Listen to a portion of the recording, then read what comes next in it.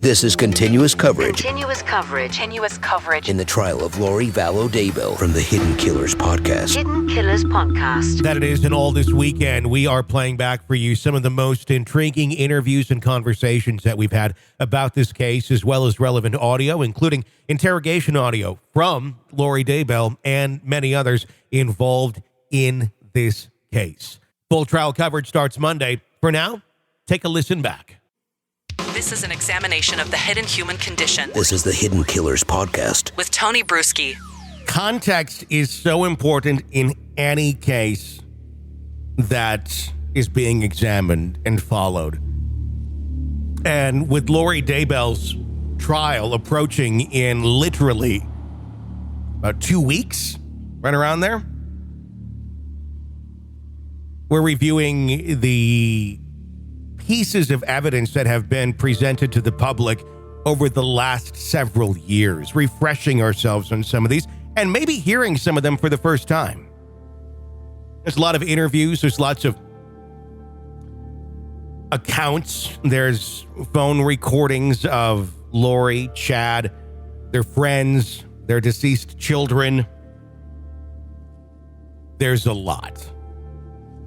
And we're trying to gather it all together and give it to you here on the podcast so you can absorb all of that into context as we get ready to cover her actual trial. Because many of these things will be brought up in the course of the trial, and I believe it's good to have a full account of everything that we are about to be diving into.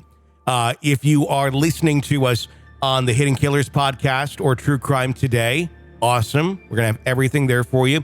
If you just want to follow the trial of the Daybells, we have a podcast channel specifically for that for you. And that is actually in the episode description of this very podcast. If you want to search it up, you can certainly do that as well. It's called Demise of the Daybells, the Lori and Chad Daybell story.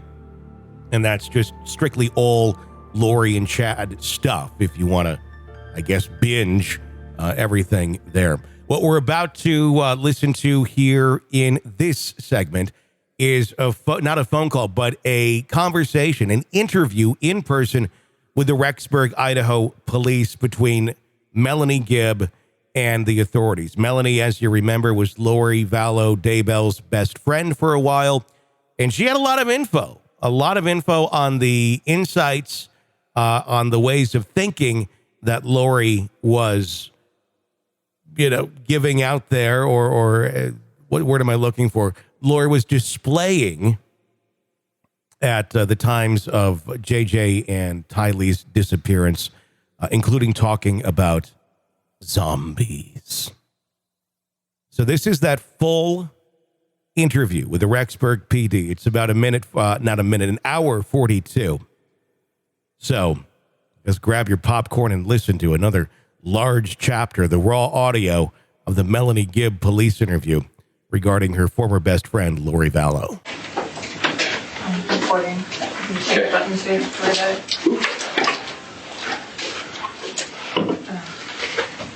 So.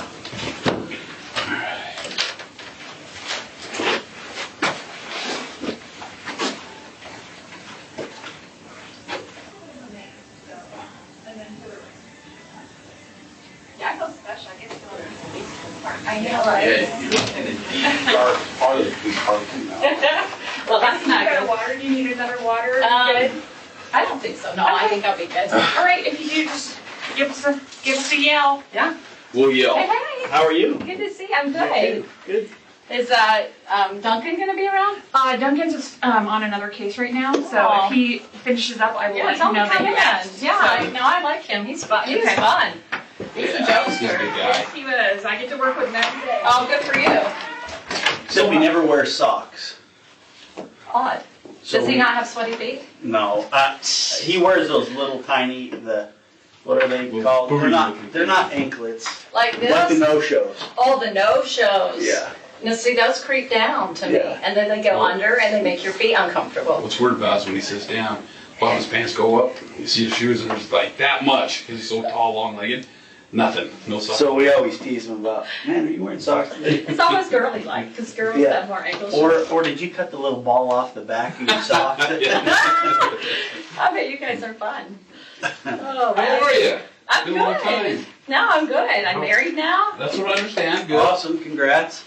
And we still are married, according to a gossip that's out there that we're separated. That's the gossip. You know, I may have saw that somewhere. And I'm like, who comes up with this stuff? Caught me by surprise a little bit. And I was like, they got the gossip. You know what I heard? I don't follow me. I don't look up any information about what people say about me. Don't want to know. Don't care. Anyway, but somebody told me, did you know that you and David were married on 12/12? That's 12 times 12 is 144. Like the 144,000 I went. Oh my God. I was like, I never ever put that together. And then it was Alex's death. Didn't even know it was his death. Didn't even know. Because I didn't On memorize the 12th of day. December? That's what they said. And I was like, Yeah, you did that. I'm glad that they know more than I know about myself. And I was It's like, crazy. It's crazy. people, yeah. you guys are like, Melanie, there's why not- do you spend your life looking at another person and gossiping about them? That is so bad. Some people, and really with this case, they're so involved with it, it seems like it's just consumed their lives. It's consuming. It's And addiction. they're always posting, they're always looking, always coming with these little things. Oh, it's so gross. I don't know what else they're saying, and I don't want to know. So I always tell people, don't tell me. Don't want to know what they're saying. Just leave me alone. So I don't know too much more. Isn't that great? So David's still up there in Utah? Yeah, and he said that if you wanted to, he was going to come down and help me with some moving. I decided, no, I'm keeping my stuff in storage for another month. Okay. So he says if you need him, I could call him. He's standing by. I don't think we need to talk to him. Yeah, he said, I'll do what I can, but I don't really think I'm that useful. But he is a little bit.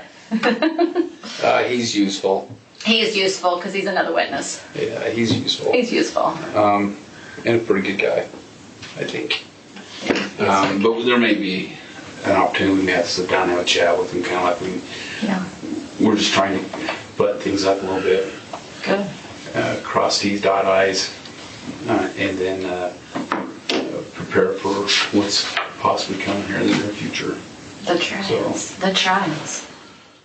Anyway, so it's been a long time since we've chatted.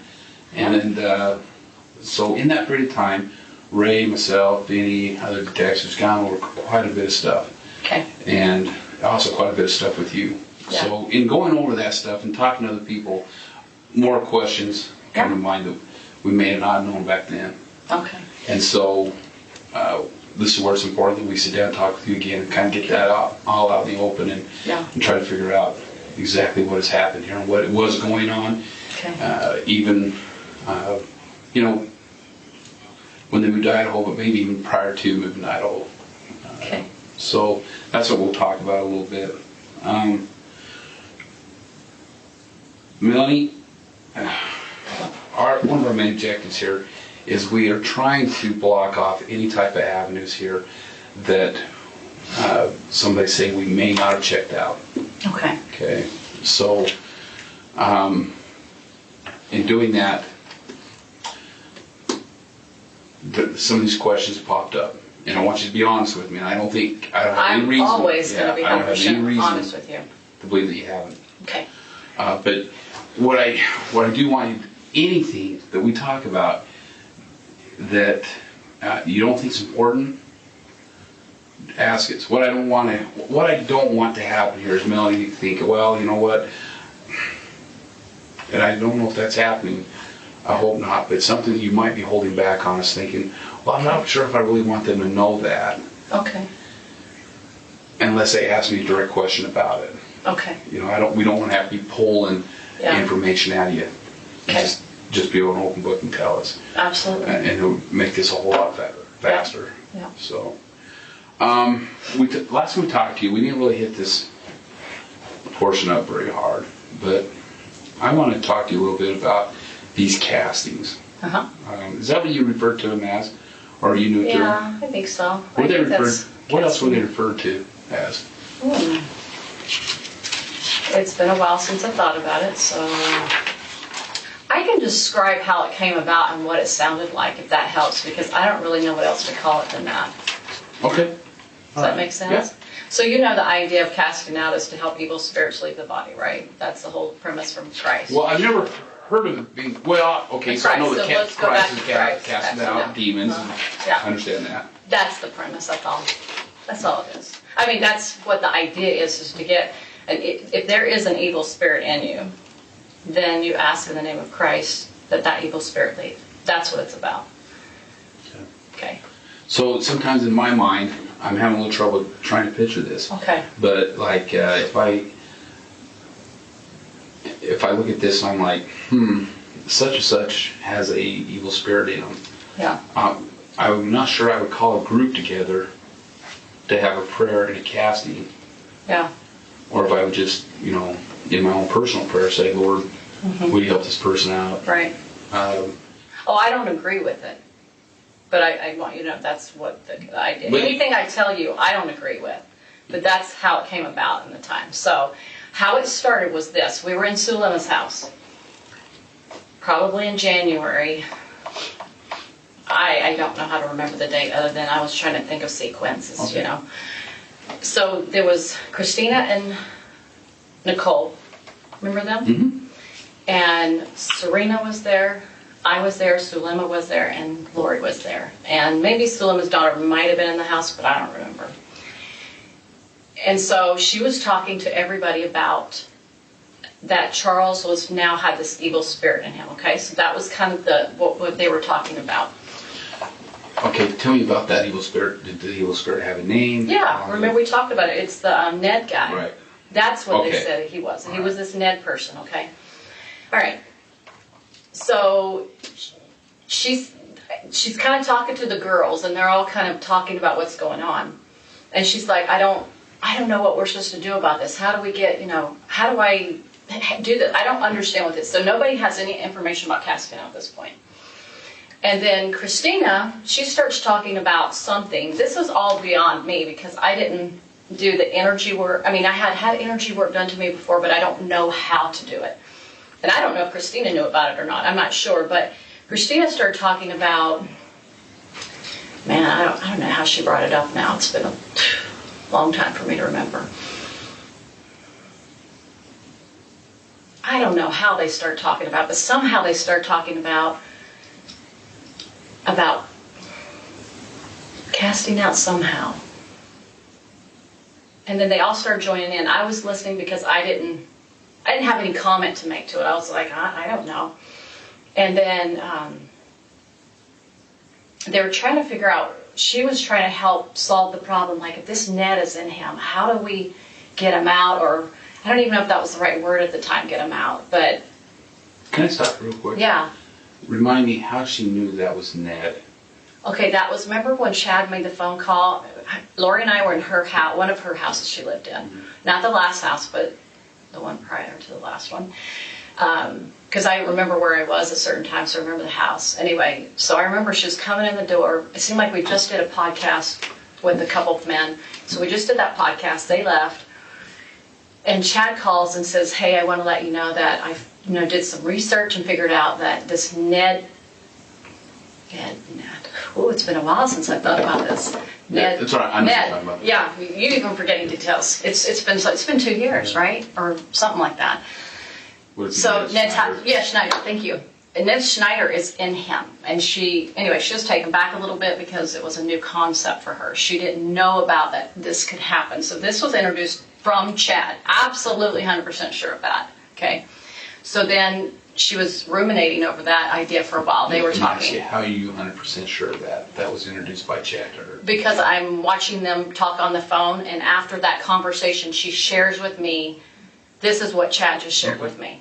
All right. And so she didn't look like she made it up because she had never talked that way before. She never said anything like, hey, there's an evil spirit, and that never occurred to her. So when she first told me, I could tell she was like trying to absorb it. It looked like it was new for her. And so that's where it came from. And so I'm sure they had a lot of conversations, which I wasn't privy to. So then when she came together in January with all these girls, she was talking about this problem she had about this Ned person now coming in. And she said that her reasoning for that was that Satan was breaking eternal law, and that he could now do this, like he had some kind of power to do this. And so now these evil spirits were able to get into these bodies. So if we use you as an example, Ron is no longer Ron, he's, Phil. When Phil comes in, he is now, I'm really dealing with Phil. I'm not really dealing with Ron anymore. Because Ron's gone. Ron's gone. He went to the spirit world or whatever, someplace, right? And so, anyway, as we talked around the girl, they were trying to figure out, well, how do we do this? How do we get the spirit out? So they sat there and talked about it. And a lot of the wording that they used, which I can't recall all of it, but it had to do with features that they learned from energy work. Different weapons and different stones or different things that they had learned through a spiritual means, talking about, hey, and they came up with this stuff. I did not come up with it because I didn't even know what to say about any of it. Did they come up with it? Or did Lori assign them something? No, at first they talked about it as a group. They were like, well, what can we do? And it seemed like Christina started bringing it out first, actually. She's the one that, and I'm trying to remember the words, but I can't really remember what she said. I just remember, she's like, I remember her sitting down with her one day and go, what can we do to help you, Lori? She was sincere, and I was thinking, I have no idea. Like, I don't know what that looks like. And so anyway, they started talking and getting different ideas, and so she was told that she had this priesthood power. Now that Moroni gave it to her in the temple, she suddenly had this priesthood power. Right. That women were now getting it, because that they don't have it in church, right? Do you find that odd? Yeah, everything's odd. But at the same time, because I was on this, so I had listened to some podcasts she had learned. So it wasn't super odd for a person that had listened to Julie Rowe or Mike Stroud, because they were talking about how to, now if you go back and listen to those two, she doesn't come up with this stuff herself. This has been coming up by other people, okay? Well, right. And I know that the big picture, it's all a little weird, but when you hear, because, you're LDS. Yeah. When you hear something as in Moroni appeared to her in the temple and gave her priesthood powers, what did you think about that? Well, let me back up to when I first met her to help you understand how I got involved with her. Jason Mau's the one that introduced me to her. He met her in the temple and said, hey, there's like-minded people that are spiritual, da-da-da. Here's Melly's information. So she meets me, and she hears me talking a little bit, because I'm doing something for a stake event. It was really normal and good, and, it had to do with, like natural preparedness kind of things, something that we all can learn and enjoy. Anyway, afterwards, she's in the back with Melanie. And then I came out, and then she came out, and Melanie was still in there because there was other classes going on. And she was just so excited to meet me. And she was like, she was talking about people she knew, like Mike Stroud, or not knew, but knew of from podcasts, and Julie Rowe, and her change of heart. And I said, well, I've been changed to Christ, and my experience is a normal experience that somebody would have, but she was like mirroring me. And I think she's mirroring me, because I didn't know that then. I didn't know her, so I would have no way of knowing. But anyway, she was like, oh, I've been changed by Christ. And I said, well, I have too. And it was in a more significant way than maybe what I experienced at church. It was a beautiful experience that I had. And so, but there was nothing odd about it. It was just beautiful, And so she said that she had the same, and she was super excited. And then she said, well, I said, you must have been through a really, a lot of challenges in your life to be able to have these experiences. She goes, well, she says, I've had some special experiences with the Lord in the temple. And she might have said Moroni at the time, too. She might have. I can't remember if that was the next time I saw her or not. And I was like, wow, what have you been through? And she's like, well, my kid was raped by their father, and who would have known that probably is a lie. But anyway, she was bringing this story about all of her trials, and they sounded genuine to me. I did not think she would. I don't think people are manipulating. That's one of my weaknesses. I don't manipulate. I don't know how to. So I was so foreign to it that I was like, oh, she can't be lying to me. She sounds just like me. as far as my testimony of Christ. Now, not all the crazy stuff, but just that normal kind of sisterly bond that you would have with somebody in church. So then she tells me, well, because we had listened to Mike Shroud, he talked about 144,000 and about how people are going to be called to help be instruments in God's hands of bringing people together, like the lost tribes and different things in the last days. And so she says, well, I've had these experiences, and I know that I'm part of the 144,000. The Lord sealed me his in the temple kind of thing. And I didn't necessarily disbelieve it. It wasn't a new thought for me, because I had listened to different podcasters talk about some of their experiences, and I didn't think that they were lying either, because they sounded like it matched Mormon doctrine. All of it did. Because I read the scriptures a lot, and I thought, well, I know about these things, but somebody's actually having them. And so, but, people can have real experiences, but somebody can take that and act like that as their own. Sure. And I think that's what she did. Is she took some information that could or couldn't have been true. I don't know if the guy had it or if he was deceived. I don't know that personally. But anyway, she learned a lot about, in Julie Rowe, they talked about casting out. They talked about when evil spirits, you put your arm to the square, you cast out, you use, and then talked about love is your most powerful weapon. And different weapons. He would say different weapons. I don't know if he described them, but he just talked about love as the most powerful weapon we can use against the adversary. So I don't know, maybe she took that, and then she took Julie Rowe's freaked out stuff, but she's whacked. But she was heavily into the energy work, and a lot of these things were like coming through, all these weapons and different things and evil spirits around you. So I remember one time she told me when she was in Hawaii, before I ever met her, so this was when she was living there, she recalled a moment. She goes, I remember, Melanie, I woke up, an angel woke me up and said, you need to email Julie Rowe and tell her that she's a true servant. And I was thinking, wow, maybe Julie, because I didn't think Lori was lying to me. I thought she was really enlightened. And anyway, she believed in this. And anyway, she said she finally figured, she said, I can't even email, or I don't do Facebook. She's like, I just finally read the back of her book, had the email on it, and just said, you are a servant, and that's it. And she just said, Lori. And that's all she said. She sent off and went back to bed. So I was thinking, wow.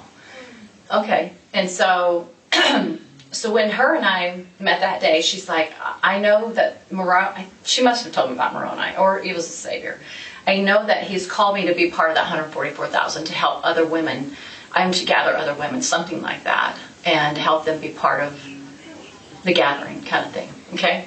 So her and I go to the temple. We go to the Phoenix temple because I remember the Gilbert temple was closed. So we're going in there. This is, if you're LDS, you're going to be surprised by this. This is where the deception really began. I go into the temple, and I'm going in the dressing room. We're getting our white clothes on, and she is in the dressing stall. And I come out, and I stand behind. They have an arch window in the Phoenix temple, right in the women's room. And I'm standing there, and all of a sudden I get this like heat all over my head, and I'm like, "What's that?" So I said, "Lori," and she comes out. I said, "Feel my head," and she goes, "Oh, it's happening." And I was like, yeah, it's really hot on top of it. I didn't have a fever. Nowhere else on my body was hot. And it wasn't because the sun was coming through. It was really like this heat. And it lasted for, I don't know, like a minute or two. And she's like, wow, it's happening. I'm thinking, wow, that's pretty awesome. I'm thinking that's good. And so anyway, we go into a couple of different rooms. I don't want to share too much because it's the temple. Right. But anyway, she thinks that she has the power to ordain me at that point. To be part of this 144,000. And so she says a little prayer. That's her thing, her little prayers. And did she say she got the keys to ordain you? Yeah, from the Lord himself and from Moroni herself in the temple, in the initiatories, in a certain location in the initiatories. And the interesting thing, I told this to Rob, the same place that Suleiman said she saw the Lord was the same place he said. And I was like, how did that happen where she said the same place? And he goes, well, Melanie, people can have some psychological word. I don't remember what he called it. So the psychological word that she had this experience in. And I was like, well, I never had anything like that. So I don't have the experience they do because I don't have visionary experiences. That's not me. But that's not my gift. So I just assumed that because they had them, they knew more than me. Well, if they can see that, I can't see it. Maybe I don't doubt that people can have gifts like that. I'm very much a believer in that. So that was a bit on the odd side that happened to me in the temple. And I've asked other people that work in the temple and different things. They said, well, they can bring Satan in with them. I'm like, oh, yeah, they can. Mm-hmm. So that was sad.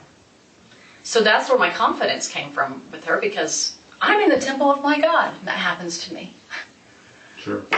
So I had to, you can imagine after all this happened, I had to read back and go think, and it's like, all those things you thought were revelation, get rid of them. Don't even remember. Don't go back to try to figure out, Heavenly Father, what happened here? I thought I was on your team. Sure. And I cried to the Lord. I said, I cheated on you. I broke my heart because I was that absolutely gobsmacked by it. Okay. Yeah. So, with these castings, and the first one you're involved in was at Zelina's house, and I can't remember if they did it that night or the next day, or I don't remember, but it was... Was it still at Zelina's house, do you remember? Yeah, I think so, yeah. Pretty sure. And was that just for Charles? Oh, absolutely, because that's the only person they knew had that issue at the time, according to their pretend revelation. I call it pretend because who knows what they're listening to. Describe to me how they did it? How they did it. Okay, so they were trying to figure out first how to do it, and so they were all coming up with different ideas, and I wasn't familiar with their vernacular. They would say things like, like Melanie would coin the phrase, probably like some kind of malachite or something after a while. Like malachite's a gem. Mm-hmm. So they thought that gem had power. So like in the chakra world, people get into stones and stuff like that. They kind of brought that into that. So they thought that had the power. And then... Those malachite rings, or the malachite stone? Well, she eventually got that, yeah, but that was... Yeah, Okay. right. Like the malachite stone.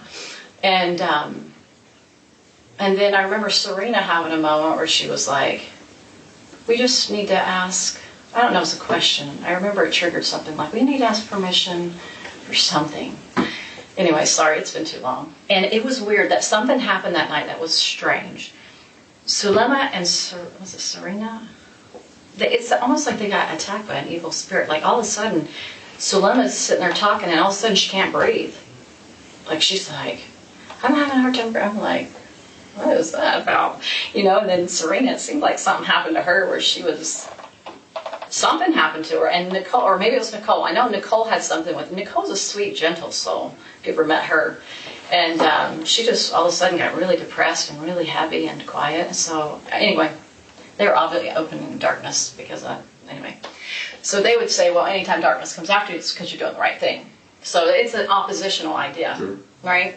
And so anyway, they would just basically, she would raise her arm to the square, Lori would, and then she would say through her priesthood power, which she believed she had the patriarchal power, which was higher than the Melchizedek power, okay?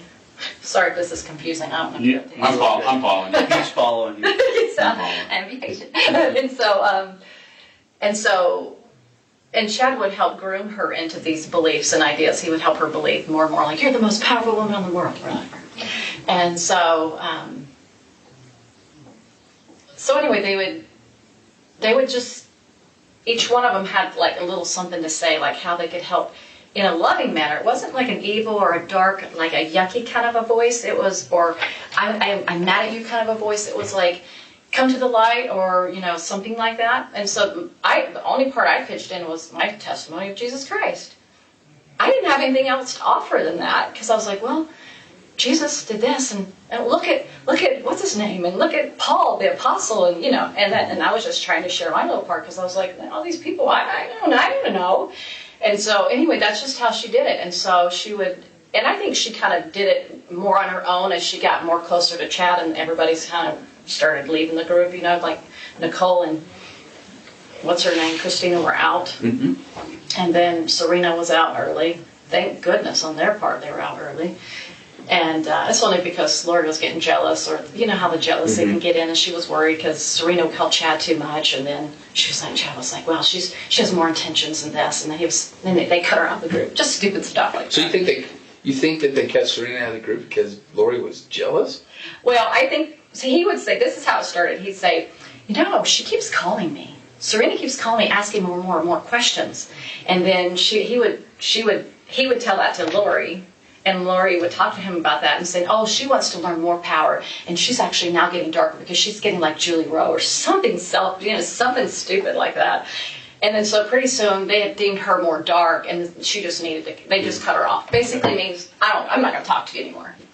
So she went out of the country and came back. She got sick, and she was asking, like, what happened? Was some evil spirit attached to me when I was there? And Serena had a hard time swallowing all this. After I came to her and said, these people are bad, she's like, you mean they lied about that and that? I'm like, Serena. And I had told her the whole story, everything that they killed the kids, and I really felt they did. And she was like, and we went to the temple, and she's like, Melanie, did they lie about this? I'm like, Serena, the whole thing is a lie. And she was so convinced. She was so convinced. And she's a very intelligent woman. She's a very beautiful and amazing woman. But she was just sucked into it. And so, and it had a lot to do with the preparation work, had a lot to do with learning things outside of Chad and Lori before we even got together, like, you know, the podcast people. And that prepared Lori to meet Chad. I remember hearing that recording about her sister saying something like to Rob in that little room that they got in trouble, you know, obviously didn't get in trouble, but, you know, tried to get in trouble with the defendants. And she was saying, I think that her podcast, she named who the podcast people were, but I choose not to use the names of people on the internet openly. But she said, I believe she learned those teachings from this podcaster, and then when she met Chad, and it was easy, oh yeah, I'm already prepared kind of thing. So that first day that they met, she was already prepared for Chad because of these podcasts that she'd been listening, which actually kind of got, you know, went from Chad to this, you know, Julie. So they kind of were connected a lot more ahead. They worked together quite a bit, and that's where he learned a lot of his energy work from, I believe. That's because I don't know that he knew about it until Julie Rowe, because Julie Rowe's the one that brought this whole emotion code and energy work and all that. She's the one that really opened that up. And then he switched from being with that one lady, Suzanne Freeman, and then he dumped her. I call it dump because he just kind of moved from one person to the other. And they went to Julie Rowe, and then he dumped Julie Rowe, and then he went to Lori. So he kind of kept doing this. Probably for money, you know, he's really into his books, so he wanted to make money, and I've learned that he made a lot of money off Julie books. I recently learned that, but from a good source. But so this is what the castings really were about, is to invite the spirits to leave, or with their so-called power or their, you know, things that they would bring. I never thought this was like a huge deal. I mean, I talked a little bit about it before. All I said too is like we did prayer, you know, she did prayers to help cast or something. I don't know how I said it, but to me, it has no effect. It didn't do, there was no power in what she did, so it had nothing to do with anything because it was all by Satan. Now, when Julie Clement got involved, I remember one night we were at Lori's, the last house she was in before Charles died. I think he was still alive. And I remember they were doing a prayer, and Julie Clement and Sulema with their, I don't know, energy, they both do energy work. They're saying, she's like, I saw this dragon, something like this, and I know Sulema said she saw that later, and I didn't see anything. So that's just what they imagined in their, I don't know, this, you know, some evil spirit tricking them, something. How many castings do you think that you were involved in? Gosh, I don't know. I'd have to make a guess because I wouldn't know. What would you guess? Maybe 10? I'm not sure. And they were just for chat, I think most of them were on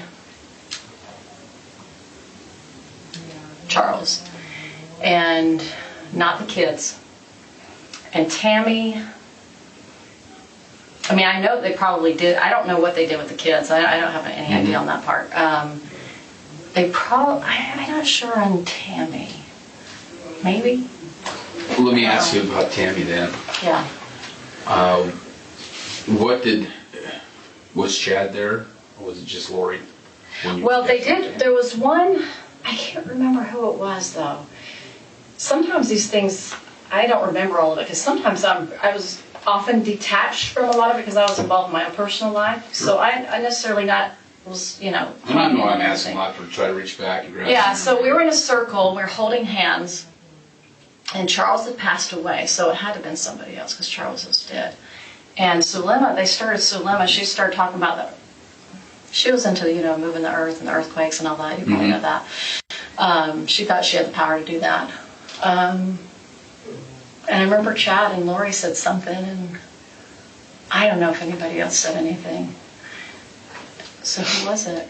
So Chad was there in the circle. Oh, yeah. Lori was there. Yep. And I think Melanie and Alex, Sulema, me and David. David doesn't remember any of it. You can ask him. He's blocked it, dude. He was so blocked. He can't remember it. And this was after Charles died. This was right after he died when we had that little meeting. Remember how I said we got together one time in Charles's house? So that would be like July probably. Yeah. But he died July 11th. 7. I always try to remember 7/11. Okay. So, yeah. You recall how soon after that was? Weeks. Within weeks. Do you think it's still in July? David had to have been in town. That's the only way I can track it. But this casting was for what reason? To continue to help the spirits that are in the bodies to talk them out of leaving their bodies. Okay. What bodies? I think it could have been Tammy. It might have been Brandon, maybe. That's the only two I could think of. That would be the only two I can think of, because if they said anything about that, I have no memory of that. So no memory. And definitely, well, because not JJ, definitely, because JJ wasn't deemed a zombie until, September, right? Okay. So they would definitely not have done it about JJ. So probably Tammy and Brandon, because they said Brandon was definitely in this high level, dark. I don't want you, I appreciate you saying it was probably either one of these two or maybe both, but I need you to remember who was trying to be casted. If it was both, fine, but if it was just one. I know it's. Think about it. I can't even remember what Chad and Lori said. Okay. I remember she always used her priesthood power, and then she was like, "Go ahead, take it over, Zulema." I remember that. All right. So, were you? Because Zulema remembers. Yes. Some things. Okay. Refresh my memory when you were up here in Idaho. September? You dated in September. Mm-hmm. Was there a casting done at Lori's house? Not that I can recall. I tried to remember, did we have any cast? Not that I recall. Or did you have how about a prayer? Where you guys got together and just had a prayer or anything like that? Well, normal prayers like on a flute or something, right. Possibly like that. I don't recall. Okay. I could say maybe, but I don't remember. So as far as the castings, none of them took place in Idaho that you were present at? Not that I can recall. Okay. And I'm doing my best to remember, I know. but it's horrifying to think about it, but I don't know. Okay. So the ones you may have been involved in were the ones here in Arizona, and that would have been at Lori's house? Yeah. Zulema's house? Mm-hmm. Where else? I remember when she was in Charles's house, the one in Houston, or was it Houston or no, the other city? I always forget what city it was. Remember she lived in Florida and Texas. Mm-hmm. Remember that? I remember she was. I can't remember if it seemed like she was on the phone with Chad. I remember her talking about Charles because he was in the house. She was really into Charles's. She kept saying, "Oh, he's getting broken down. He's getting broken down. He's getting weaker. He's getting weaker. We're doing things to help, get him weaker, get his, spirit out of his body, kind of a thing." They were working on him. I remember that a lot. So let me ask you this: were there any castings that you weren't present? You were just on the phone with them. So there was in the beginning. There was a phone call. That's right. Good. Thank you for reminding me. Serena, Sulema. At one point, Melanie joined in, Melanie and Nicole. Melanie Boudreau. Oh, wait. Sorry, I remembered one. Let me just stick to that one right now. I'm sorry. That's all right. All over the place. This is not enjoyable for me. It's all right. This sucks. Anyway. We'll get through it. So yes, there was this phone thing because she was doing it through Zoom. It was a Zoom thing. And so they were like doing, everybody had their own little parts. Like, so, like I just said, like mine, I just talked about Jesus, right? Mm-hmm. But theirs was, one was over fire elements or something, wind, fire, earth.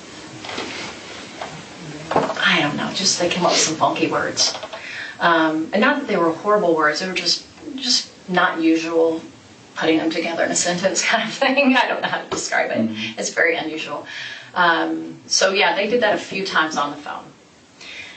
And then she just Dolores just kind of got tired of doing it with them. She was like, oh, this person talks too much. She'd get irritated with people. Like, I think she was always jealous. Anyway, so yeah, that was on the phone. And I don't know how many times, but I'd say a handful. Maybe they tried it maybe 2 or 3 times. Maybe. I don't know.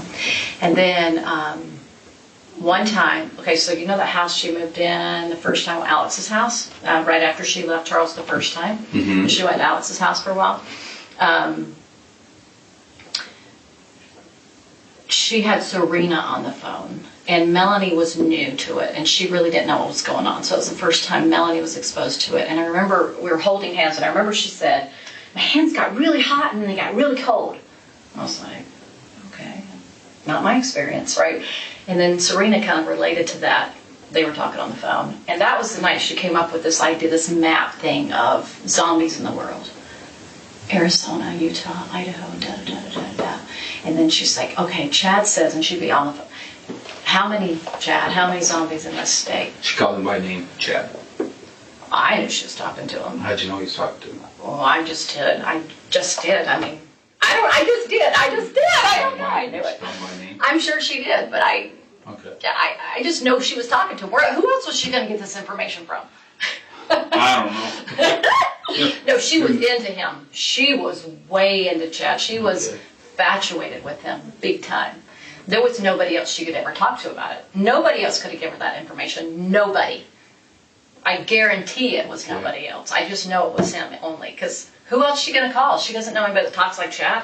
Mm. She didn't know anybody. She wasn't friends with these podcasters. She didn't even know Julie Rowe. She never met her. Okay. So, anyway, and I could have maybe possibly heard his voice if she had a speaker sometime. I'm sure that happened at times. So I knew it was them talking. And she was on the phone a lot, in the car a lot. She was talking to him, and I just knew she was talking to him. And so, anyway, he would say, okay, there's, I don't know, grab a number, 100 in this state, something in this state, and then throughout the whole world. And so he got this, like, these people, or these entities are in other people's bodies. So her idea was, it was for her to get rid of the zombies.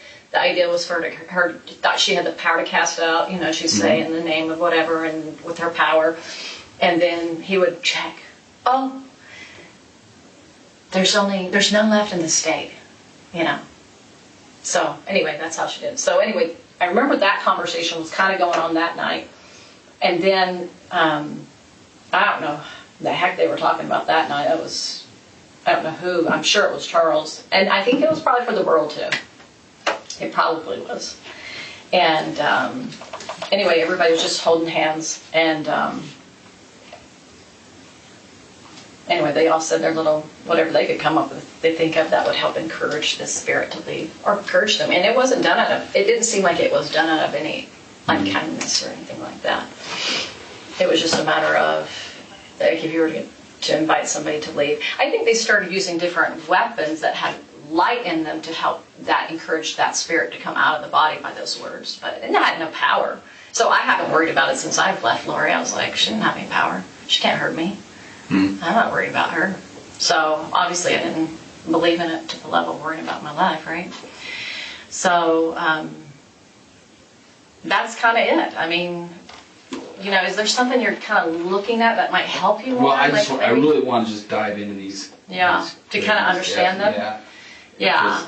My understanding, and we may have hit a little bit on this in our first interview, but my understanding is that the spirits, in order for the spirit to be taken out of the body, has to be casted out. Mm-hmm. However, if that body is or the spirit in that body is a certain darkness, just casting it out doesn't prevent it From coming back out. From coming. Yeah, absolutely. So, and there's certain ways that that body can be destroyed. Body or the spirit? Or spirit. I don't know if it can be destroyed. The spirit? I don't know if they can be destroyed. I don't know. Father You never heard spirits. anything? Okay. Oh, I'm not saying they believe that. I'm just saying you and I personally, I don't think they can be destroyed. When we talk about this, I'm trying to. Okay, I wasn't sure. Yeah, I'm Okay. trying to dive into their world. Okay, their world. Sorry, because you're Right. sharing personal. So okay. So, yeah. Yeah. I don't think that they thought they could destroy them either, though. They were just trying to get them to the point where, I don't If know, I maybe had they a wanted dark spirit in a body, Yeah, I mean a dark spirit, yeah. and that body, or no, excuse me, that spirit is cast out of that body. What enters that body next? Can it be a light spirit or can it be a dark spirit? Oh, so that did occur with Charles, they said. So, okay, this was the first thing, is they were trying to cast out normal, like casting out, right? Mm-hmm. But they said, oh, no, it's still in there. Chad would deem it still in there. We can't get him out. They're breaking eternal law, right? This is what we're saying. Okay. That casts his personal spirit out and then put a new one in. So then they finally said, we got him out finally. Through our priesthood powers, we got him out. Now, who's the next one? Garrett? Garrett was the next one that came into Charles. And this was supposed to be a more advanced, darker spirit. Okay, so According to them. If the body keeps receiving dark spirit, Yeah. does that body have to be destroyed?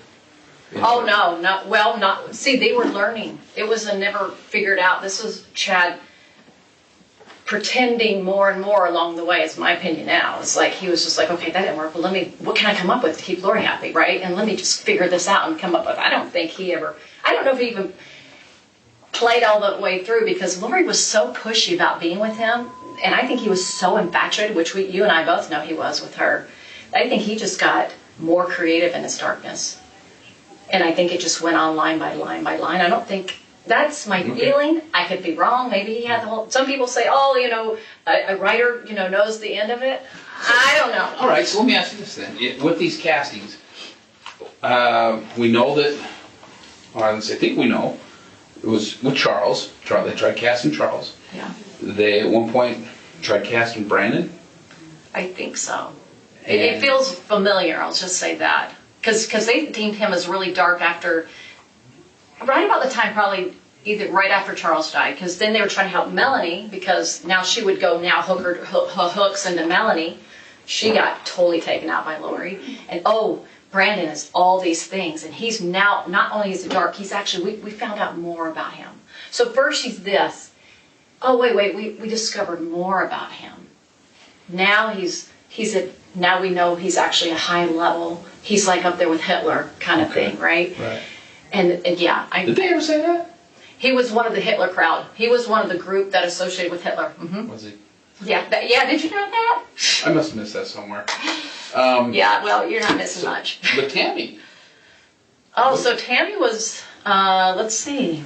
That's a good one, because that one's different. Because she was sweet, right? Mm-hmm. No, it was at the very, no, it must have not been Tammy then. Well, But that's a good thing, thank you, because I got to route it around. Tammy, what would they have said about her? Because she didn't have an evil spirit in her, so then at the very end she did. And who, because it was, she probably told me like once, so it's not like there was a lot of time spent on Tammy, to my knowledge. What did she say about Tammy? I don't know that she, I remember she said right in September, there's evil spirits starting to work on Tammy now. Tammy's good, but they're not in her yet. They're like working on her. And they're coming around the house, something like that, and then she had to knock at the door one night, and Tammy wakes up to go see it was, and of course Chad and Lori would say, that was Julie Rose's spirit that came and knocked on the door. Okay, That sound familiar? you lost me right there. I didn't know if this was... I did share this with somebody. I really feel like it's come out somewhere along the journey. It probably is.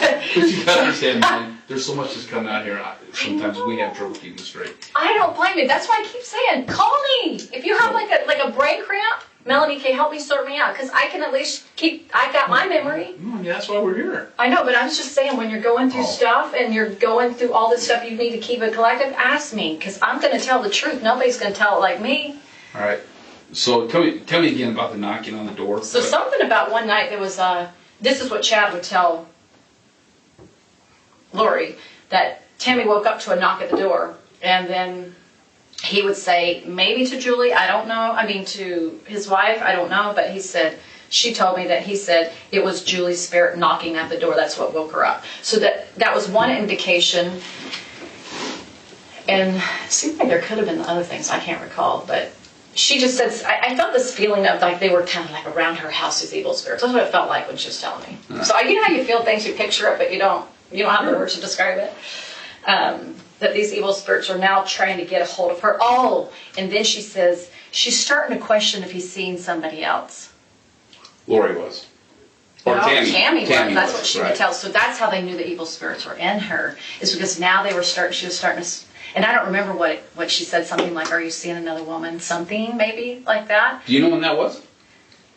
Yeah, that was that time we went September, that weekend I was up there. She would tell me that while I was in her apartment. Lori told you that. Yeah, and that was when she was telling that JJ. I think we did know that. Yeah, everything I can remember, I tried my best to, as fresh as I could.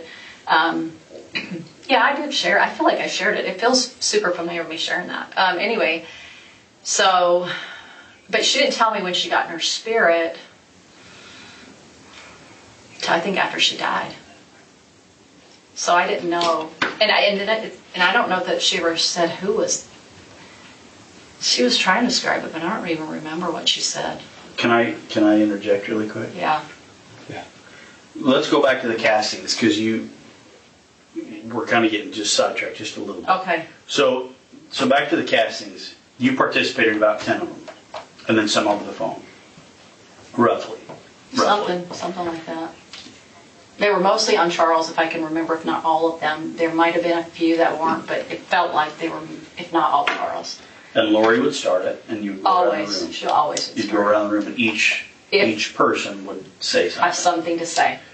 Describe to me, let's say we're in the casting, what would you say? I would say, so they would always refer to the evil spirit. So if it was Ned, they'd say. Call by name. And I can't remember if I said Ned's name or not. I don't know. But anyway, I just say, Jesus Christ is your Savior.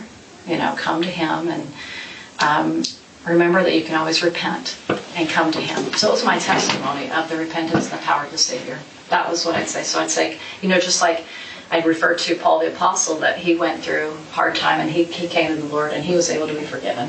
And that you can come to the light side. It was all done with love. To me, I felt the love when I said it. I wasn't doing it in a way that I was angry or upset or any negative. Like, I like Charles, so it wasn't like I was against anybody. So you would say that. Yeah, and then somebody else would, and then they would move on to the next person. Okay. And so a person would say, oh gosh. So what was your gift that brought you into that circle? What was your gift? Because each person in the circle had a gift. Nobody really had a gift until they stepped. It seems like they had a gift all of a sudden when they stepped into the circle. Does that make sense? Like, there was no gift outside of it, except for Sulema. Sulema seemed to be the one that had the gift of moving the earth, because she seemed to the visionary stuff she could see. So she was the only one that I knew of that had that kind of gift. Do you remember Lori giving anybody assignments? Okay, you be water, you be fire. Yeah, a little bit. She started to learn it more, but that probably backed off after a while because she stopped. Like I said, she got rid of some people in the group.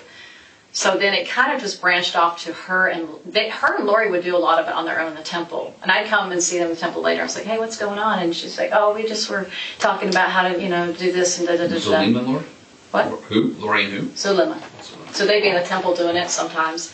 And they would just do it like they'd sit beside each other and just hold hands or something like that. Like, nobody could really tell what they were doing. And they would talk about, I'd see them talking and then they would just close their eyes and then think that they could do something like leave their bodies, and I've heard people do weird stuff like that. Like, it happens to people. I don't know. I've never had those experiences, but anyway. So somebody would do something about water, and I can't remember the words. They were so different. Sorry, I'm trying. Crystals or whatever, and I'm trying to remember Nicole and Christina. Like, what would they have said? That's okay. I don't really remember. So you guys go around the circle. Each person says their part, right? Yeah. And then it comes back to Lori. Most likely. And how does Lori close it? Like, how do you guys get done with the casting? She would invite the spirit to come out of the body.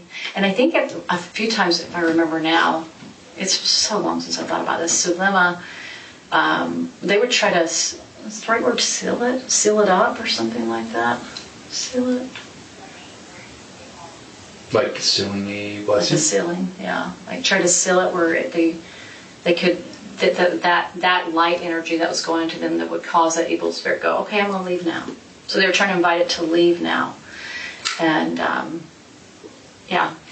she just talked to, I think at the end she would just try to seal that up and try to think she had the power to talk it out of leaving the body.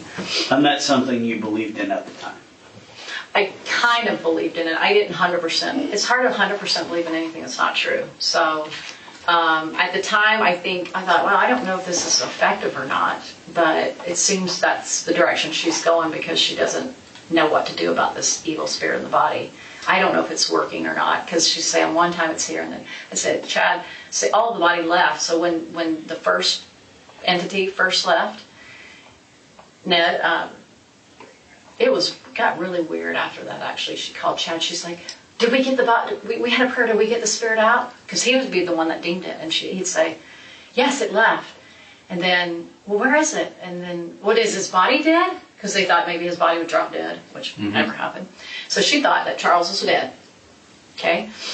Yeah, thank you. It takes a while to remember all this stuff because there's so many details. And I'm just visualizing as much as I can. So I remember then she said that something like Brandon was involved. It was so dumb. And Brandon was helping get rid of the bodies, something. But anyway, we find out. Then he said, so he kept changing things, the story all the time. And then he would say, oh no, that's not really what, because, she obviously found out Charles was alive. Oh, that's not what happened. It was Brandon's father's body that died or something stupid like that. He would always try to put it off, like find an excuse why it didn't work. So when, that first time she said that Charles was going to get in the car accident and die, that January, because I remember it was right around my birthday, and then, because it was right after Christmas, and then I said, well, why didn't he die? And then Charles's excuse, which was always Julie Rose's excuse that I heard, was, oh, because of agency, it didn't happen. These people didn't meet up with the right plan, and it didn't go according to plan, so it just failed it. So Chad, that would always be excuse for why things didn't go. He just would lead her along to one, and so they thought they were always discovering things, and the adversary was getting smarter and smarter, and they were just leading, and it just got stupider and stupider, the story did, and it just got more crazy, and sometimes I'd go, okay, whatever, and I just kind of blow it off. Well, now let's back up. So Tylee was deemed dark back in July. She was deemed dark at some point. Cast for Tylee? I do not recall that. Okay.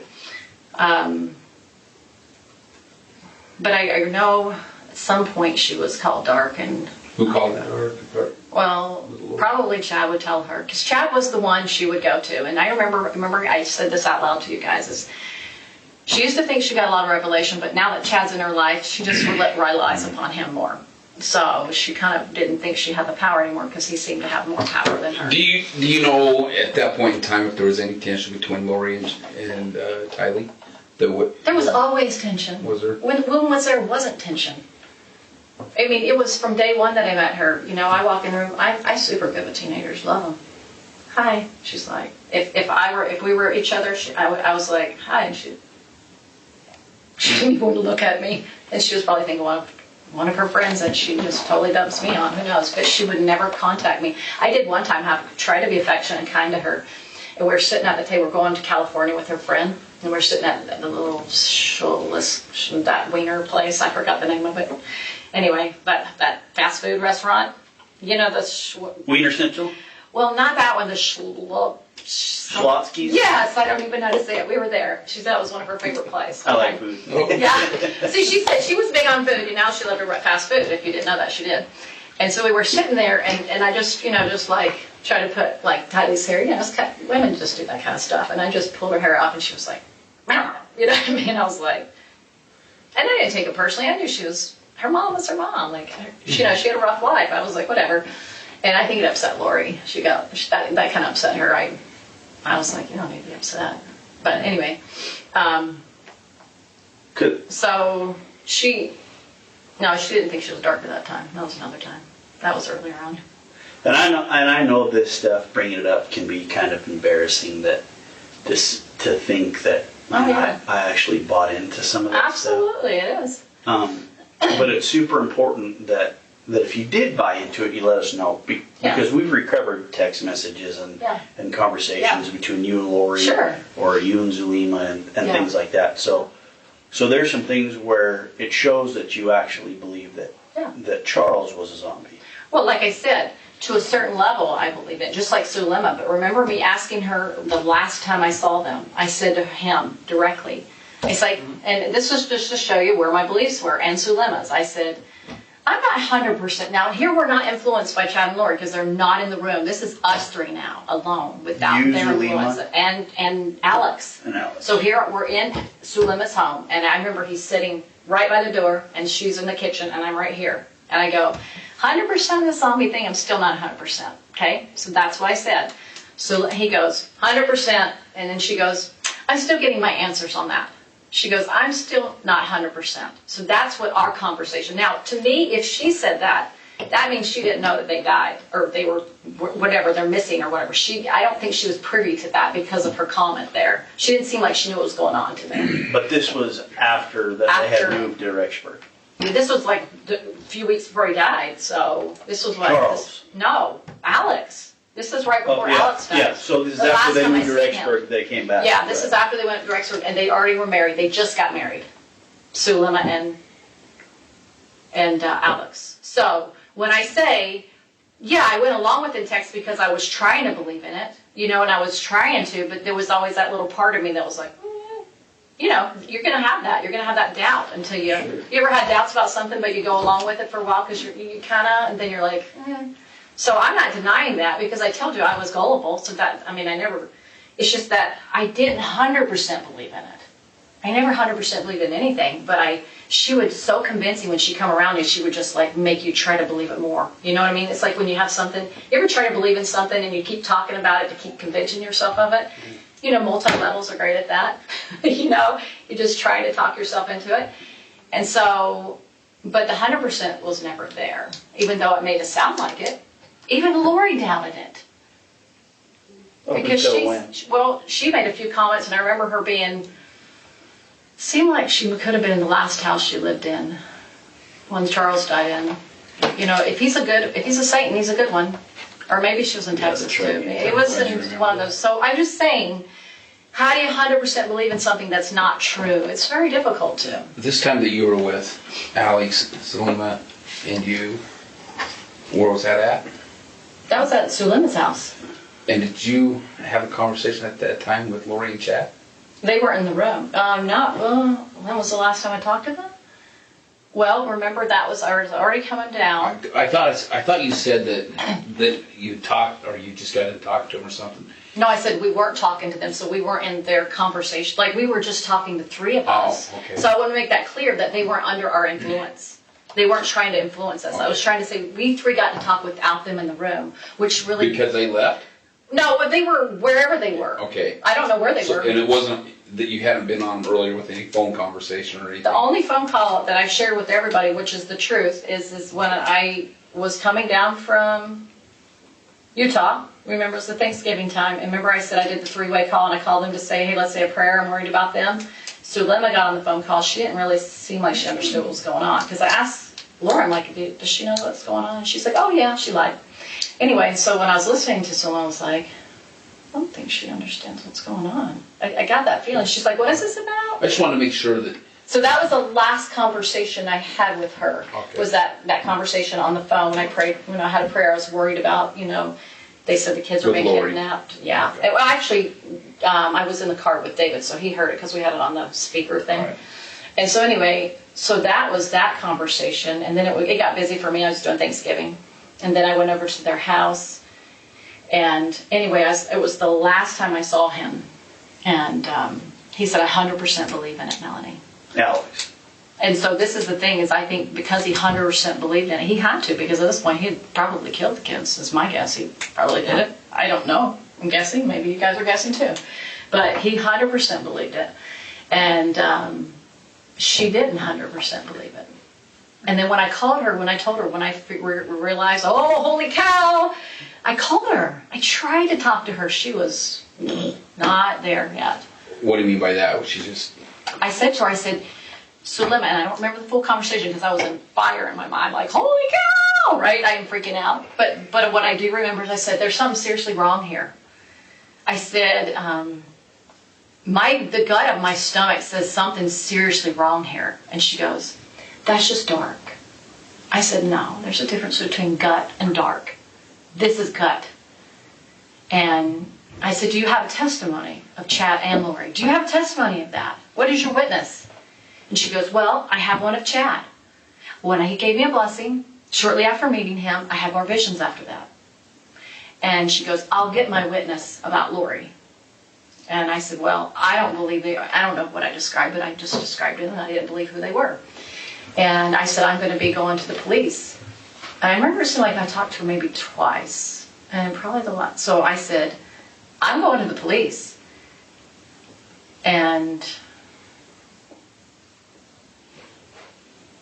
I said, is Alex on? Can Alex hear me? And she goes, it's on speaker. I said, take it off speaker. Now here's the murderers down the street. Remember, they lived close to me. Remember, Sulema lived around the corner from me. And I'm thinking, I just got myself in a situation. He could come after me, right? Mm-hmm. But I had to do what I had to do. She was my friend. I wanted to warn her. And I just said, hey, so anyway, the police, I know, circled her house, circled my house, making sure I was safe and making sure he probably didn't get in trouble, whatever. And so she texted me, didn't call me, texted me next day, I got my witness. Which means to me, Lori's in. Lori's good. That's what it meant to me. Did she tell you how she got her witness? Nope, that's one-liner. And I said, I'm not talking to her anymore. Cut her off. I just knew that I couldn't talk to her anymore. You remember what day that was? Do you still have it? It's on my phone. Yep. Thank goodness for some of the texts that got saved, right?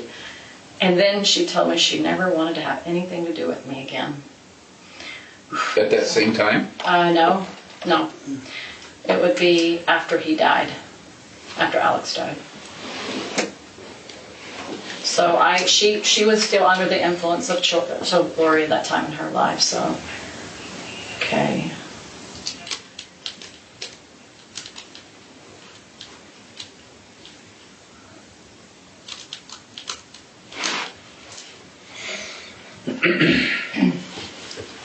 Just gonna step out of here.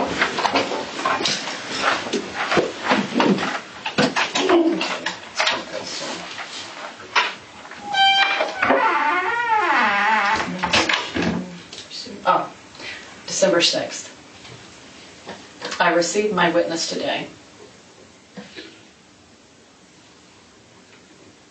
On December 6th? Yep.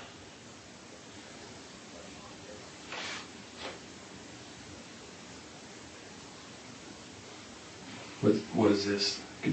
So I got $2,000 picked up from Melanie's piano. And she was out of town, so she said, can you collect the money for me? So I had this $2,000 cash. And she said, Mel asked us to get it for her, or can we pick it up? What's easier for you? I said, I'm sorry, but I'm not home, and I'm not sure when I will be. I just text her as well. Maybe I can get it to her through PayPal. Just PayPal it to me. I can't right now because I don't have enough money in my account. If you'll let... Anyway, she goes, let me know. Thanks. Are you up for a confall? The bishop told me what happened. I was so surprised. So sad. This was after he died. So this was, I guess it was 2 days later, right? I'm so sorry. Words cannot express how I feel. I am extremely only surprised at your hypocrisy because of what you did. I didn't have to not only deal with my precious husband dying in my arms, but then when police were ransacking my house and traumatizing my entire family, You are not my friend. You are not to speak to me or anyone in my family ever again. I want you to pay the $2,000 you owe as soon as possible. Put it onto the map and I'll forget that I exist. So you can understand why I haven't talked to her. So Then I just told her. is she just mad because you made the phone call to us? Is that why she's mad? And she thinks that God's pointed towards Alex's direction? My guess. She knew I was going to the police. That day was December 16th. Yeah. So then I put the money under the mat and that was it. I didn't want to do PayPal because I hate using technology for that. So I made sure she wasn't around. And you haven't talked to her since? Have not talked to her, nor have I seen her. Wait, was seen her? Yeah, I think I saw her a few times through the passing of the temple, and she wouldn't talk to me. So, and then the temple got closed shortly after, so anyway, I haven't seen her since.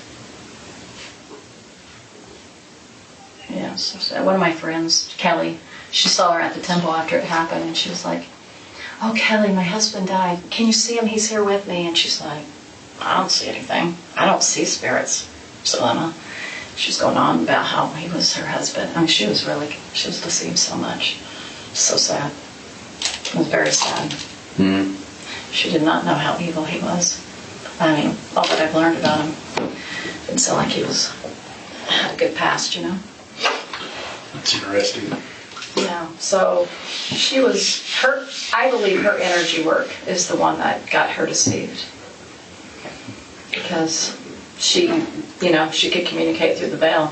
I had no gift, so, you know what I mean? It got her sucked into it. As far as her not letting that go and believing in it and stuff. I'm curious of your opinion. Do you really think she can see through the veil? I don't know if people make stuff up or not, honestly, Ron. I don't know. I don't know if people imagine things. I really don't know. I do believe people can see things. I believe it's possible. But my feeling about them is I think they can conjure up ideas and thoughts. Like I would sit with Lori in the temple and we just hold hands because we just love each other.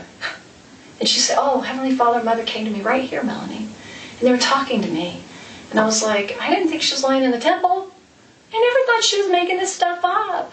I was like, but on the eternal thing, I think that God wanted me to be a witness for all this. So, and that's a whole different discussion. But somebody needed to be a witness to all this craziness that would tell the truth.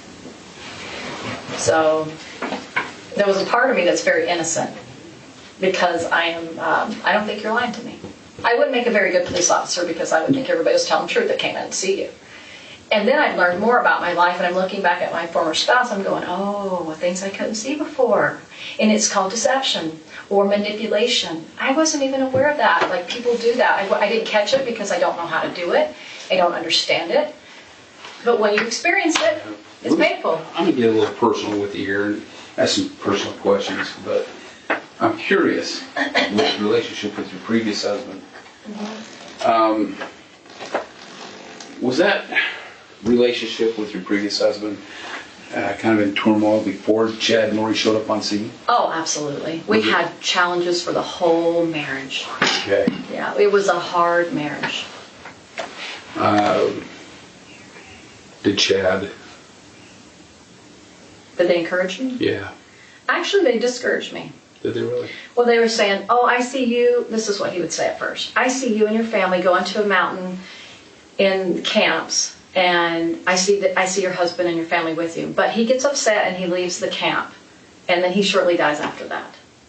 So then that was one thing he said, and then at one point they said he's not dark, but he has just dark spirits around him. Because I remember out of the blue, he's like, "Oh, I checked your husband, and he has attachments to him, so I just took the attachments off him." I didn't ask him to do that, nor did I even think that he had them. Do you know what I mean? So that was right in the beginning, and so then I said, and then anyway, I had a hard day one day with Brendan, and I told him months, like right about the time I met Lori. I remember standing with my husband, and I said to him, "If you don't stop talking to me this way, I can't do it anymore. You're going to have to make some changes. I mentally, I can't talk. I can't handle the way you talk to me anymore. I can't do it." And I remember he has this scratching thing. He just started scratching his arm, his eczema. And I was, and then we had a discussion once, and I said, "You see how you're talking to me?" I said, That's the meaning. Do you understand that? He goes, that is? And I go, yeah, it is. I'm just trying to figure out, you know, he always had his reasons. And then, anyway, so I went out for a walk one day and I just said, do I have to stay in this marriage, Heavenly Father? I can't do this anymore. It hurts my mind at this point. And I felt this peace come over me. And I was like, are you kidding me? So anyway, I tell Brennan, I fasted the whole day. I was like, I feel peace and I feel happy. I am so done. I was in so much pain. But that's the reason why I came to know the Lord, is because of how hard that relationship was. And I spent a lot of time repenting on just any kind of unkindness that I showed. I mean, I spent a lifetime doing that. So anyway, I said to her, hey, I just want to let you know that I'm divorcing Brendan or something like that. And she is like, I can't remember what she said, but I remember one time going to the temple, I said, this is just not going well. And she goes, no, I think you should go back to him.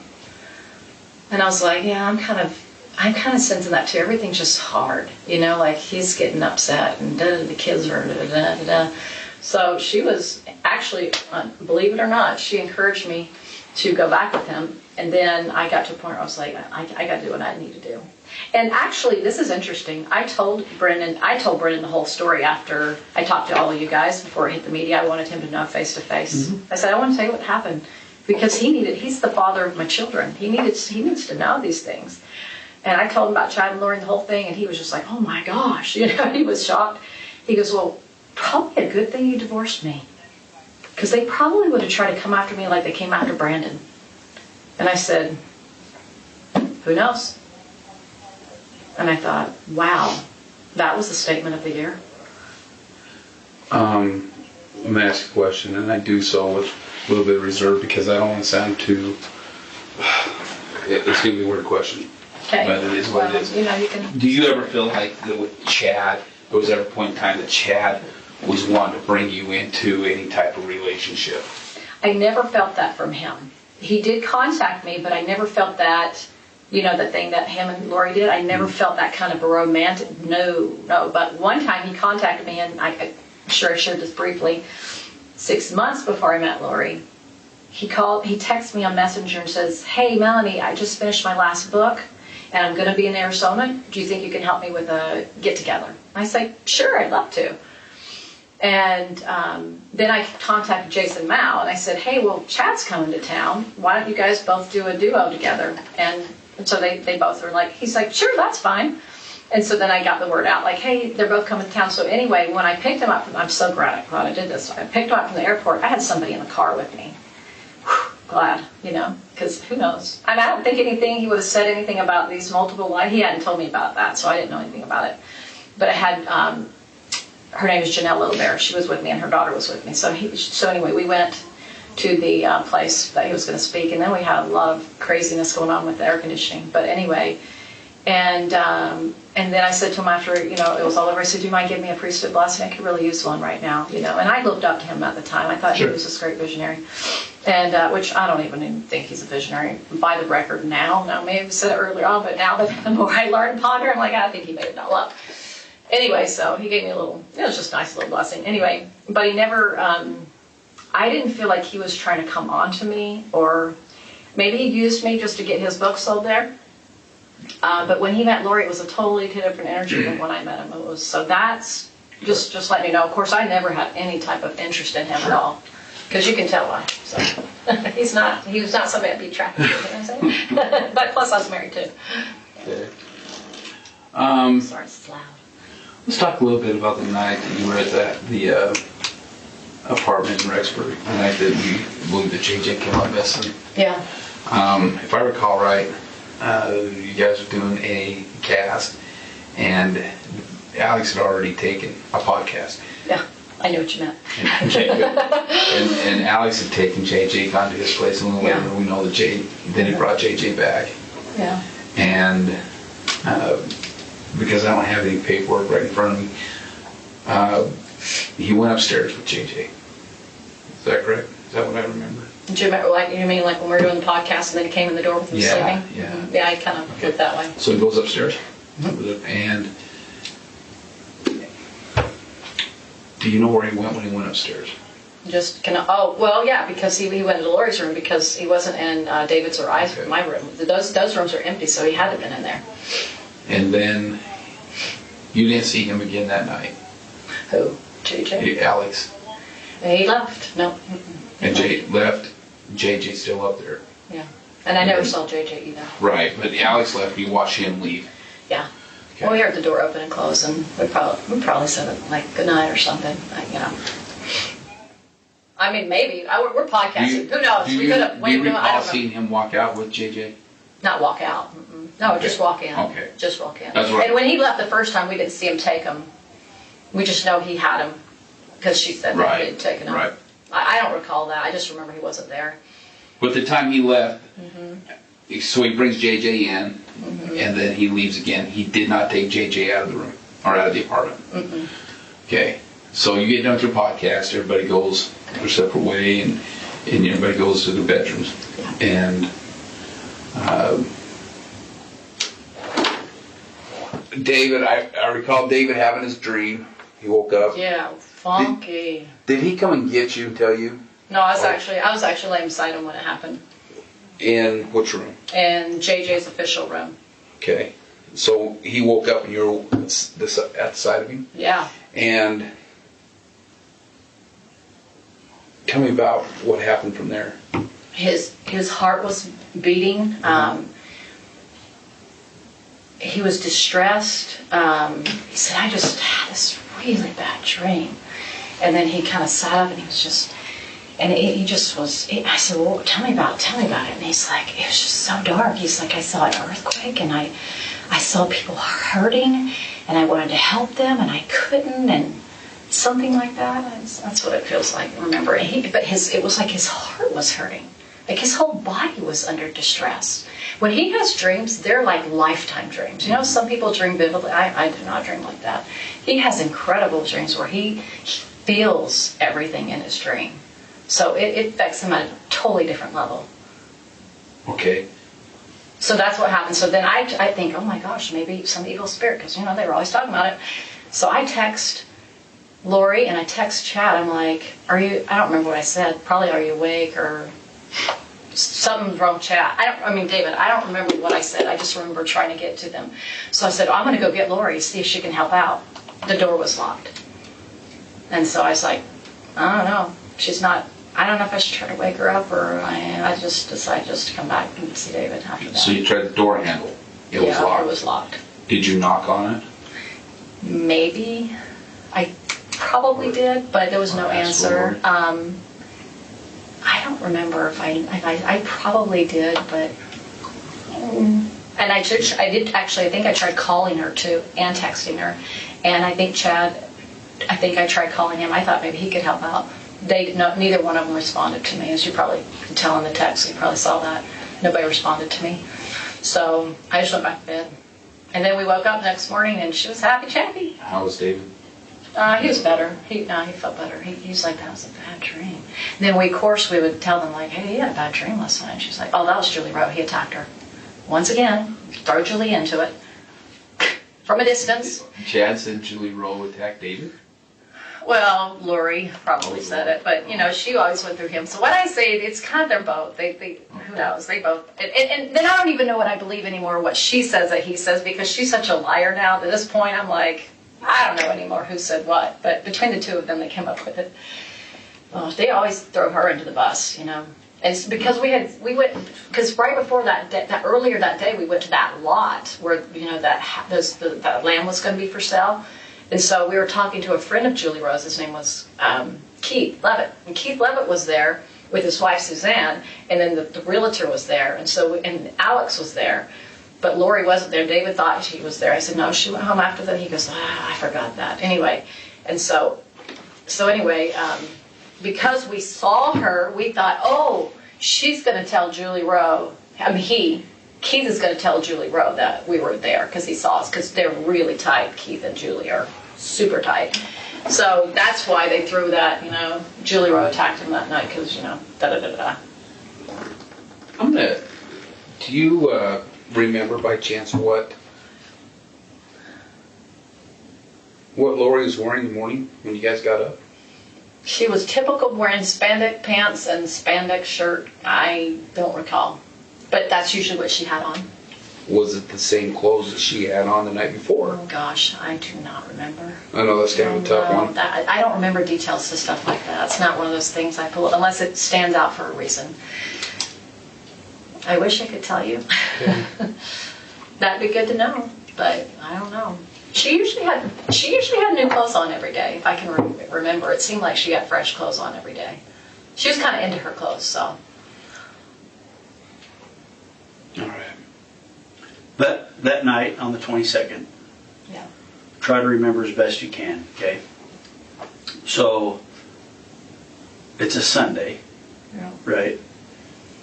Do you guys go to dinner, or do you guys make dinner on Sunday night? Well, we would make it because we don't go to eat on dinner, no, so we would have made it Okay, at home. so everybody's at home. Mhm. Does Lori leave anywhere with JJ? I don't have any memory of her leaving.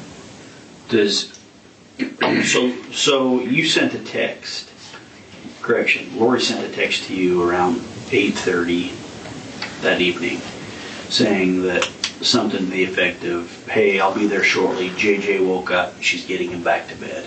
Mm. Do you know where she was at or where you were at when she sent that text? Gosh. Man, that doesn't even sound familiar. Maybe at Alex's house. I mean, that's the only place that she could Do you be. Or, have that conversation with her on your phone right now? no, I think I deleted everything. I was freaked out when it happened. Sorry. I wish I would have kept it up. Sorry. So, and I can get that. So say it again. So who's speaking? Say it again. So Lori She texts me and says, something to the effect of, I'll be there shortly. I'll be there shortly. JJ woke up and I'm trying to get him back to sleep. And that was at night. It was about 8:30 at night. Well, okay, because we didn't do the podcast yet. Okay. We started the podcast like late because I remember thinking, man, I can't stay up this late. I'm an early bird. Like, come on. We started late. She's an early bird too. So it must have been, my guess is that it must have been at Alex's house getting him to sleep over there. I'm guessing. So I'm just going to make some guesses. That's that. Because she would never have gone to Chad's house because Tammy was there, right? So where else in the world would she go? I have no idea. And that's why I'm asking if you remember being alone in her apartment with her not there. Because if she's at Alex's, you're alone in her apartment. I could have been upstairs or something. Maybe I was talking to David, who knows? So, and that's why I'm asking if you remember her leaving and JJ not being there around that time. Probably, because that's when he was no longer there when we did the podcast. And so somehow, I think I was upstairs. That's what I feel. I just don't remember that detail because I had any reason not to remember that, you know. I didn't know anything was going on, so I didn't have a way of associating it with anything. I just knew I was going to do a podcast, and that was it. And I didn't prepare for it because I never prepared for the podcast. I just, you know. So. And that night when David was having his dream, and you send the text to Chad, and understand, I'm not casting any judgment here. Yeah, that's okay. But were you and David sleeping in the same room, or that night we were. I think so. Yeah. Okay, so and which room? If you're walking down the hall, which room were you in? The right or the left? Well, it depends on which way you're walking down the hall. So if you're walking away from Lori's door, away from Lori's door towards the room. Towards the room. So David's. Well, he was assigned that room, and then the first night, David wasn't there for a few nights, so I was in Tylee's room. So that was the night. That was the room that I stayed in, and then he stayed. So yeah, left the room, and it had the mattress on the floor. Okay, so that night you guys were in the left bedroom. Yes. Yeah. And the nights prior to that, you were in the right bedroom. Yeah, I was a couple. I don't know how many nights. I know at least I was like 1 or 2 nights in Tylee's room. I know that. I just. Gotta remember when he came there. Was it Friday or Saturday night he got there? Well, anyway. It'd been the first night that he got there. Which night was that? Do you remember? I don't, but you guys shared the same room the first night he showed up at the apartment. Probably. Or Because he was. I was there like a day or two before he was. Right. Because didn't I get on a Wednesday? I think a Wednesday and Thursday. So I would have been in the room Wednesday and Thursday in Tylee's room. Okay. And then I think he was there 2 nights. I think. So I think I was there for a total of 4 days. And then we left on the Monday. Friday, Saturday, Sunday. No, that was 5 days. Anyway, sorry, they blur. So anyway, I don't remember other than like something, I don't know what I said on the text. Probably something like something's wrong with David. He had a dream, something. I don't know what I said, but something to the fact that something's wrong with him.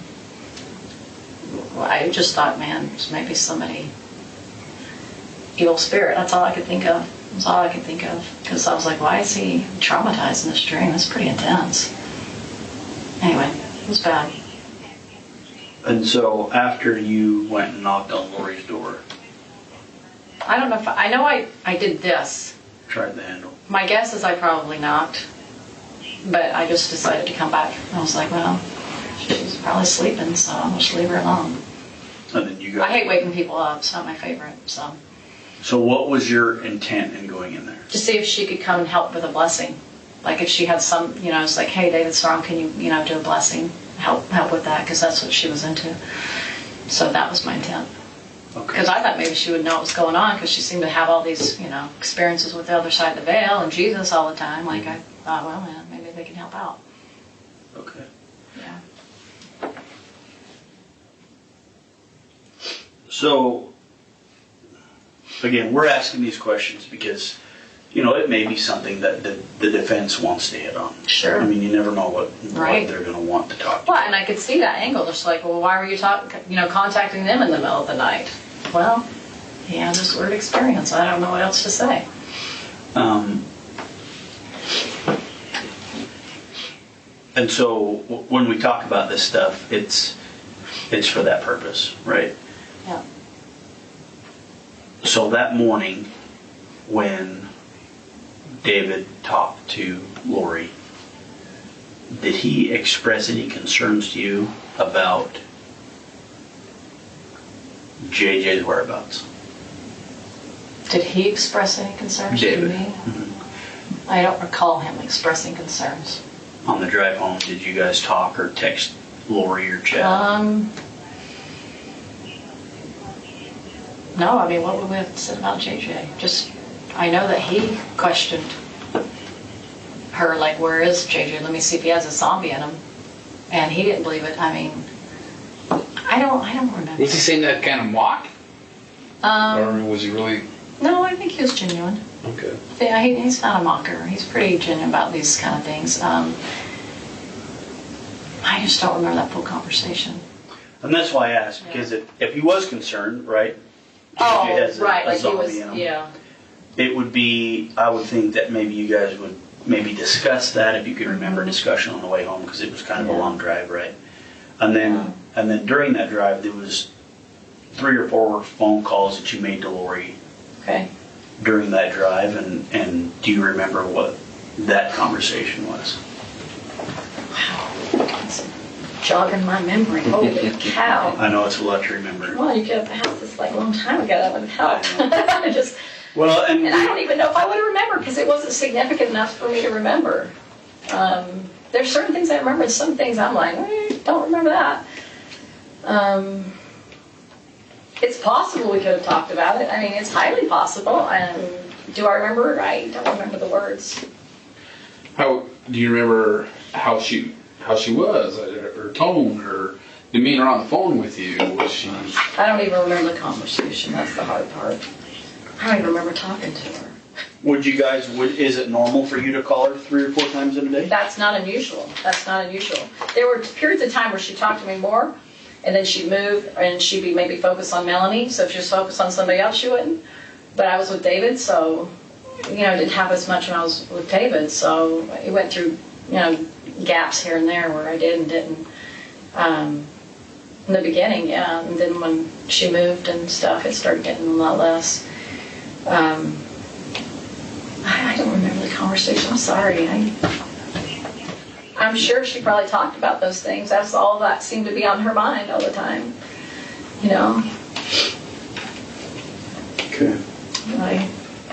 I mean, yeah, if they bring them up, they're gonna, wherever they ask me in court, happy to talk about it, but I don't remember them. Prior to those podcasts, had Chet been over there? Yeah. You know what time he left? We probably talked about it, but I'm just... So it was, I think we figured out, if all my remembering, it seemed like he was there on a Sunday, right? And then he was there even before Chet, yes, he was there when I got there that day or the next day, because I remember they were doing their little music thing they had going on, so he was there then. And then we walked around the track, Wednesday or Thursday, I don't remember. And he was there, I'm thinking it was Sunday. I mean, I know, okay, yes, it was, because David and him saw each other, of course. Okay. Yeah, so he definitely was there on a Sunday, or we interacted with him on a Sunday. Was he at the house on Sunday?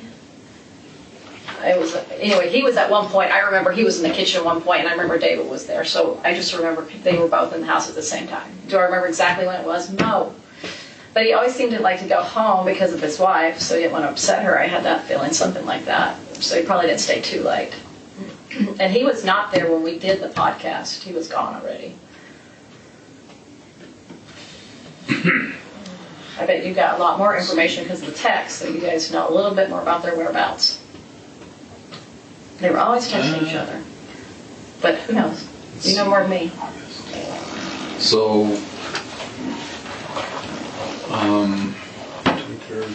I know you're trying to help. So the night of the way 22nd. To pin them on a... Yeah.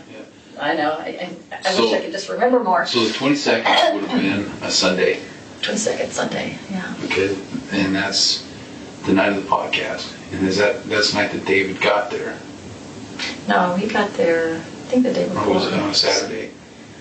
Okay, It was either Friday night or Saturday night. But do you recall Chad being at the house on the 22nd? Mm-hmm. That Sunday. I know it's tough. I'm going to say there's a high chance he was. Right this moment, I have to put pieces together to figure it out. The days blend to me. When you're there 5 days and you're trying to figure out which day, that's hard for me. The morning of the 23rd, when Lori's up and about in the kitchen, when you guys are getting ready to go, does she say anything about Chad? Oh, I don't know. I didn't see him there. I don't remember seeing him there. I don't remember. Did she talk to him that morning or anything? Okay. David remembers this part the best because he had a conversation with her, and he remembered it because we were leaving, and he talked about getting. Now I remember that whole conversation to whatever I was listening. I know he was over here, and I felt like I was in the living room for some reason, but I couldn't remember. I was like, oh, was it that day or that? I was kind of thinking, was that Saturday or was it Sunday or what day did she say that? And so he did remember that it was that day, which I'm grateful that he remembered it was that day. Sure. But yeah, I remember her telling me about how, and I remember she was doing my hair. I think it was that morning. Yeah, it was Sunday. So it really helps if I can start remembering things associated with it. With Sunday? Yeah, she did my hair. She cut my hair in the bathroom downstairs. And she even colored it. She couldn't do upstairs, but it wasn't enough room, so went downstairs. So we were in her bedroom. She we were in cut your hair bedroom. downstairs? Yeah, I think. Or upstairs? No, downstairs. And then it seemed like we started off in her bedroom doing my hair. And then she's like, let's just go downstairs. It's easier down there. I don't know why. I can't remember the reason. She just thought it was easy. Now, she had all her stuff up there. So upstairs? Yeah, I mean, that was all well, because there was hardly anything downstairs in that bathroom. There wasn't a lot down there. It was pretty empty.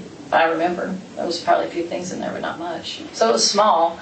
So anyway, I was sitting there, and I remember looking in the mirror, and I remember David was back there in the kitchen. I don't know. I mean, he was somewhere in the house, obviously. And then I remember her doing my hair here, and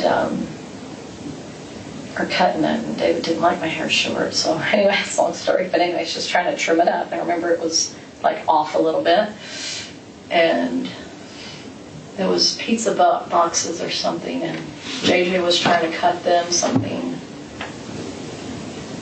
I'm trying to remember what she would make for breakfast, and she wasn't a cooker. She wasn't much of a cooker. But we had something. Melanie, let me ask you this. With multiple probations, Yeah. were you 100% believer in that? Probably sounded like I was, but there was always that question mark. Everything's a question mark for sure, but did I sound like I believed in it? Yeah, I tried to. I tried believing it at times. She'd tell me stuff like, no. And then sometimes I was like, I don't like this because I'm not, Well, I haven't lived very many lives. What was your spiritual name that she would use for you? Phoebe.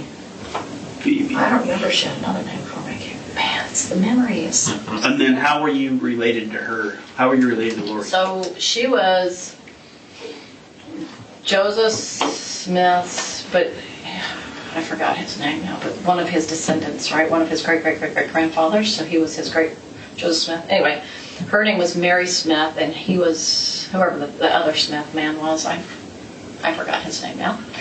I used to know. And I was the oldest of all her kids, and I was Phoebe. And then the last one was Christina. She would have Christina, I think, at the last or the second to last, something like that. She had like 10. With the same father?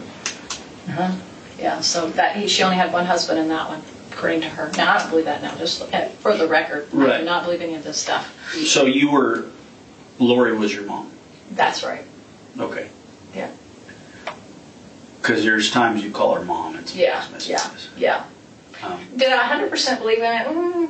Say like, I buried in the 90s at times, but I tried to like, is this really, there would obviously be like, is this really true? This is so far out here, I definitely questioned all of it. Well, but it sounded like I did, because I referred to it like I did. And that's the thing we want to address is, it's probably going to be something the defense hits on, right? Sure.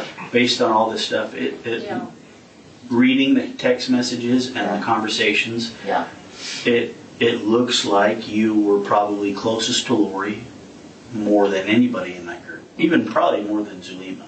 Yeah. And so, be prepared. That's probably something that they're getting hit on. And there are some text messages where you call her mom and, you talk about different things. Yeah. Charles being shorter because he's possessed. Yeah. Different things like absolutely. that it does make it look like. And I can believe that you believed it, right? I mean, they're manipulative. Uh-huh. And there's things that they said and people bought into. Yeah. We just want to get ahead of all that stuff. You want to before prepare it comes me. out in court, right? And that's my testimony's always going to be like it's going to sound like it. If he said it's going to sound like it, according to text, I believed it. And yes, I did believe it to a certain level. But can you ever believe in something 100% that's not true? Well, I don't think any of us can. But that's my thing is, you believe it enough to sound like you believe in it. Well, I know. Does that make sense? No, it makes sense because a lot of people who believe in whatever faith they believe in will sometimes question that faith. I get that. Yeah. Like if I say, do I believe in my church? Is it 100%? Yeah. Do I believe in 100%? Do I believe in Lord? Not 100%. But have there been times with your church where you're like, sure make it hard sometimes? Oh no, I always know it's his. I think there's a lot of people out there that are like that. They'll just go, No, don't always believe in everything. Sometimes I might be like, I'm not sure about how I feel about the vaccines and profit doing it. Yeah, I have a little bit of that feeling. So, but I know that. That is my 100%. But I was never 100% with them. Even though I maybe acted like it, maybe I sounded like it. Well, understand, they're going to look at it like this, and I'm just going to play devil's advocate, right? Go ahead. Real quick, are you done? Are you done? Yeah. Yeah. Okay, so let's be done here. We need to talk to you about some other things. Okay. But I want, if we're going to be done. Oh, you mean this room? Yeah. Real quick, Phoebe. It was Phoebe, and what else? Did you say Christina? That wasn't me, but Christina was one of her daughters. Did I make that clear? I'm sorry. Christina. I was Phoebe, and Christina, the other Nicole and Christina. Oh, the other gal, yeah. She was one of her daughters. Do you remember what her name was?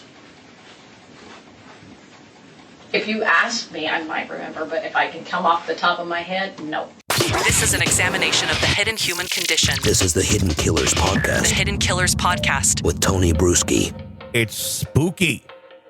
It's all very spooky. Lori, Melanie, Gibb.